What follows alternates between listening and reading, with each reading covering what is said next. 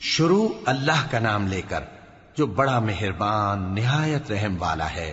طٰہٰ، اے نبی صلی اللہ علیہ وآلہ وسلم، ہم نے تم پر قرآن اس لیے نازل نہیں کیا کہ تم مشقت میں پڑ جاؤ، مگر ہر اس شخص کی نصیحت کے لیے نازل کیا ہے جو خوف رکھتا ہے۔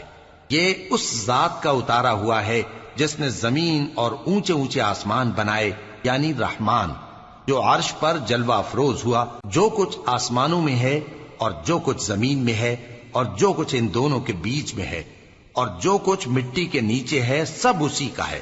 اور اگر تم پکار کر بات کہو تو کیا ہے، وہ تو آہستہ کہی ہوئی اور نہایت پوشیدہ بات تک کو جانتا ہے۔ اللہ وہ معبود برحق ہے کہ اس کے سوا کوئی معبود نہیں ہے، اس کے سب نام اچھے ہیں۔ اور کیا تمہیں موسیٰ کے حال کی خبر ملی ہے؟ جب انہوں نے آگ دیکھی تو اپنے گھر والوں سے کہا کہ تم یہاں ٹھہرو، میں نے آگ دیکھی ہے، میں وہاں جاتا ہوں، شاید اس میں سے میں تمہارے پاس انگارہ لاؤں یا آگ کے مقام سے اپنا رستہ معلوم کر سکوں۔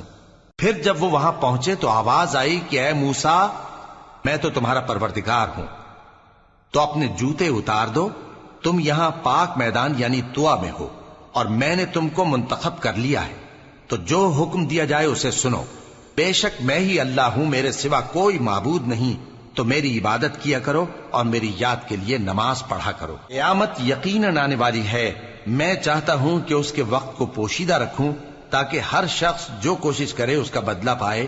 تو جو شخص اس پر ایمان نہیں رکھتا اور اپنی خواہش کے پیچھے چلتا ہے، کہیں تم کو اس کے یقین سے روک نہ دے، تو اس صورت میں تم ہلاک ہو جاؤ۔ اور اے موسیٰ، یہ تمہارے داہنے ہاتھ میں کیا ہے؟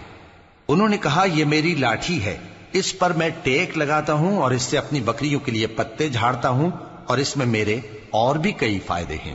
فرمایا کہ موسیٰ اسے زمین پر ڈال دو، تو انہوں نے اس کو ڈال دیا اور وہ یکا یک سانپ بن کر دوڑنے لگا۔ فرمایا کہ اسے پکڑ لو اور ڈرنا مت، ہم اس کو ابھی اس کی پہلی حالت پر لوٹا دیں گے، اور اپنا ہاتھ اپنی بغل میں دبا لو کہ وہ کسی عیب و بیماری کے بغیر سفید چمکتا دمکتا نکلے گا۔ یہ دوسری نشانی ہے تاکہ ہم تمہیں اپنے بڑے بڑے نشانات دکھائیں۔ تم فرعون کے پاس جاؤ کہ وہ سرکش ہو رہا ہے۔ کہا، اے میرے پروردگار، اس کام کے لیے میرا سینہ کھول دے اور میرا کام آسان کر دے، اور میری زبان کی گرہ کھول دے تاکہ وہ میری بات سمجھ لیں، اور میرے گھر والوں میں سے ایک کو میرا وزیر یعنی مددگار مقرر فرما، یعنی میرے بھائی ہارون کو۔ اس سے میری کمر کو مضبوط کر اور اسے میرے کام میں شریک کر، تاکہ ہم تیری بہت سی تسبیح کریں اور تجھے کثرت سے یاد کریں۔